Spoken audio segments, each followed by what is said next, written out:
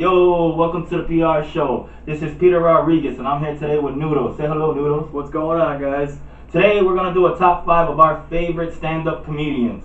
So let's get this shit on the road. Top 5 gotta be Andrew Dice Clay. You know, the only Jewish person to play fucking Dago the right way. Perfect. He nails it right in the head, too, you know. And it's like, 1990, selling out Madison Square Garden. Not one, but 2 nights. You know, the only person to get, banned from MTV when they used to play videos. You know, this Jewish man is not no Woody Allen. But, for all the young people out there, must see, must watch him. Who's your top 5, bud? Or your number 5? I gotta go with Robin Williams. Keep it along that raunchy, streak with your guy there. Now, he's probably most notable in his acting career. I mean, by far. But I mean, if you've never seen his stand-up comedy, that is one thing you have to experience at least once in your life. Super fast-paced, super raunchy, super hilarious. Gotta be my number 5. Gotta go with another comedian from the 80s, Sam Kinison.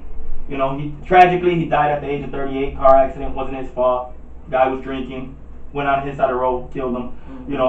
Back in '92. It's sad. But he, his stand-up, he was like a rock star. And it's like when he came on stage, he came out with a rock band. He had females walking out with him, beautiful females, blonde, big, everything coming out with him. And but the funny thing was, he grew up in the church, and he was a minister. He was a Pentecostal minister, and he turned around and did stand up, and he did it awesome because he got on Jimmy Swagger and all them, all them people that are all religious, like I don't do nothing, but they, they're the ones that were cheating on their wives, doing shit, and he just roasted them on stage, and it's hilarious because he was religious, but then he wasn't, but he would preach on stage and everything too, he would show to show the audience that I used to be a preacher, check out my shit. It's he gave a couple hallelujahs, couple amens. That's a guy that's that's my number 4, you know what I'm saying? Yeah, I heard that. What about you? My number 4 is going to be Ben Bailey. Ben Bailey. He's the host of the Cash Cab. That's how he got his start and all that. And then he got licensed, I believe, with Comedy Central. I believe his first show was Road Rage. And he really made his mark as a stand-up comedian. Absolutely hilarious work.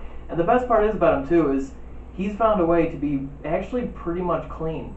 You could take your kids to this thing and still be just put you to tears laughing, kind of funny. Really, really good stuff from him.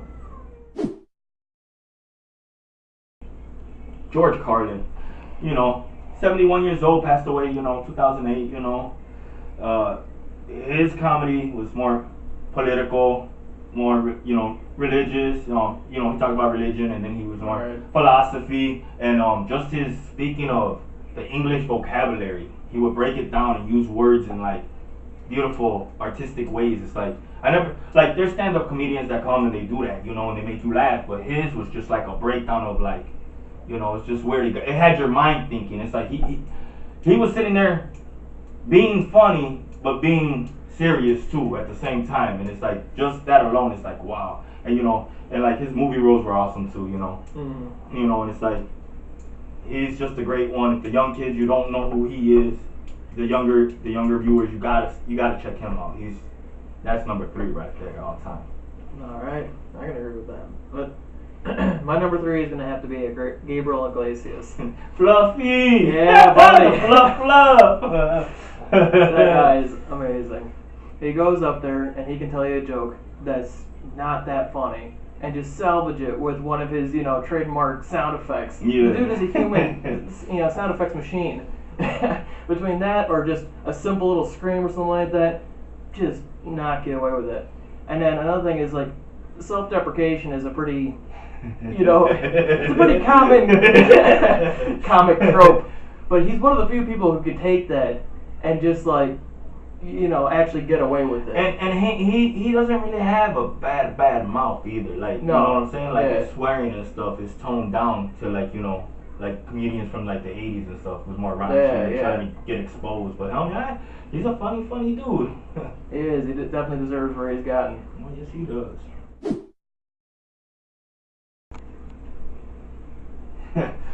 number 2, gotta be Eddie Motherfucking Murphy. Yeah, alright. The funniest man, you know, in stand-up, Eddie fucking Murphy.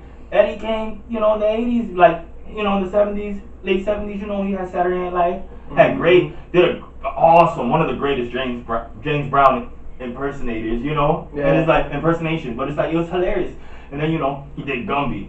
Yeah. Buckwheat. It's like Gumby. Buckwheat. It's like, who does buckwheat? It's like, Eddie was raw in like his stand-up. Delirious back in 83, 87. Eddie Murphy Raw. One of the greatest movies ever made. Mm-hmm. What's one of your favorite, like, Eddie lines or Eddie movies or songs? Oh, it's gotta be the one where he's talking about his family, where he's doing the bit with his mom. Or the one where he got chained up to the monkey bars. And or when he talking about when he was a kid, he wanted to go outside and eat the hamburger, and all the other kids got McDonald's. I got McDonald's, and then he got the burger, you know, with the green peppers, like big old mountain. And it's like, and that's hilarious because like growing up, that's how it was too, you know, like in the black, you know, kids would get McDonald's, and mom would make this fucking shitty burger. You don't even got the bun, like Eddie would describe, you know, with the square fucking hamburger sandwich. Like that was your burger. Yeah, Eddie, number 3 or number 2, I mean. Yeah, number 2. Yeah.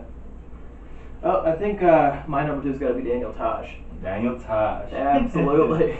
Mr. Blackheart himself. Yeah, he really rules the market on cynicism and just taking reality, laying it out in black and white, and then putting his own spin to it that just results in something amazing. And you know, half the time you don't even know if you should be laughing or not. Like, no, he's funny, and it's like, I watch this stand-up, I like the stand-up, but, you know, Tosh.0 is just, that's the show, you know? Yeah. It's like, just that show alone. In my opinion, one of the greatest shows on Comedy Central. Oh, yes. Red Bone himself, Richard Pryor. There you go. Funny man, you know. Sad that he passed away at the age of 65 in 2005, you know, it was very hard. You know, he had MS, he was confined to a wheelchair, he couldn't even talk no more, you know, and that's sad when something that you lived that made you money your whole career doing, making people laugh and talking, and then you're defined by not doing it, right. Really hurts, you know. But like Eddie's career, or Eddie, my bad, I mean Richard's career was phenomenal, you know, his stand-up is hilarious. He's like one of the realists. He sits there and he talks about his fucking life. He'll tell you about him shooting up his car, fighting with his woman. He'll tell you about, you know, he's talking about when he got a heart attack, how the heart's telling him, nah, motherfucker, you gonna die, you know. He's like, how does it feel, you know? And he's real. And it's like, when you see that, it's like, man, this man, you know, he's a clown that's been in pain, but his pain that makes him happy is talking about it, you know, and it made him so much money and doing it, and it was his passion. And to see how later on in his career, him breaking down, you know, in life, was sad, you know. But like, you know, even his movie careers were awesome, you know, like he did a lot of movies with Gene Wilder, you know. Right. And it's like, even like my best movie with him is See No Evil, Hear No Evil, you know. He's blind and he sits there throughout the whole movie. If you watch that whole movie, he does not blink, you know. And right, yeah. Like every take that he took in that movie, he didn't blink. And then you got Gene Wilder, who's deaf. So you got a blind man and a deaf man getting framed for murder, and they're trying to, you know, they escape from jail and they're trying to figure out, you know, who did it, trying to bring them themselves out to justice, you know. Yeah. But that's my number 1, you know. God rest his soul. He was very funny. We need more comedians like that. Yeah, absolutely. For my number 1, I gotta go with Bo Burnham. This dude started off his career writing songs, just joke songs on YouTube, and somehow it just managed to just take off, just caught on one day. And there again, Comedy Central saw that and roped him in. And ever since then, this dude primarily, writes a lot of raps. And the whole rap is super raunchy and it's filled with double entendres. So you can listen to the song 3, 4, 5, 6 times and you'll catch a joke in it every single time that you didn't hear before. I mean, he's a musical genius. Yeah. He is. Now, have you ever went and seen any stand-up, like, to any stand-up, you know, shows? Show? Yeah, have you ever seen live shows? No, I haven't. No? Oh, man, I seen Andrew Dice Clay, you know, and that was my number 5. I seen him, back in, like, 03, 04 in Chicago, and, you know, it's just phenomenal. It's like, because he does this thing, too. He does these nursery rhymes, and that's what got him, you know, big in the 80s. Like Ronnie Dangerfield had a show and had him on his show and like introduced him, and he made his way up, you know. Yeah. If Ronnie found you funny, you're funny. You know, Sam Kinison, I know he came from with Ronnie Dangerfield doing stuff too, and it's like when Ronnie Dangerfield found you funny, you're funny, you know, and like, but I seen him, I seen Chappelle live, I seen Carlos Mencia. Jay Chappelle was after he left Africa. After Comedy Central offered him the 50 mil when he did, then he came back and started doing comedy. Me and my brother spent $73, and we were up on the top at the Rosemont Theater, all the way second to the last row, you know, second to the last seat, you know, up top. Right. And we sat there, but it was worth it, you know. And then me and my one buddy went to go see Carlos Mencia. I like Carlos Mencia, but you know, they say he steals jokes. He's a joke stealer.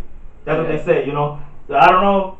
I seen some footage of other people's jokes, and then I seen his comedy special, and it matches, you know. And it's like people said it before you said it.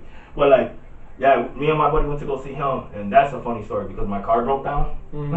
We're on 55, you know, heading to Chicago to go to the thing, to go see it. My car broke down. We changed the flat, we put the donut. 10 miles later, the donut blows. So we ended up catching the show. The last 30 minutes, they let us in, and it's like they didn't want to let us in, but then they let us in, and it's like. But it was an awesome 30 minutes. Right. I don't know if he was telling anybody else's jokes, but it was fun, you know. Well, thank you, Noodles, for coming. Absolutely, it's been a fun time to be here. It was an awesome time. This was our top 5 comedians that we thought that we like and we appreciate. We hope everybody out there appreciates it. You know, even hit us up down below. Let us know who you like. Who's your top 5? You know, we can have a conversation on that. If there's any ideas you want this show to start going in a direction, give us your advice. Advice matters. Smash that like button, hit the subscribe button. This dude needs a Lambo. Come on, let's make it happen. But thank you. If I get that Lambo, you're the first one getting a ride. All right.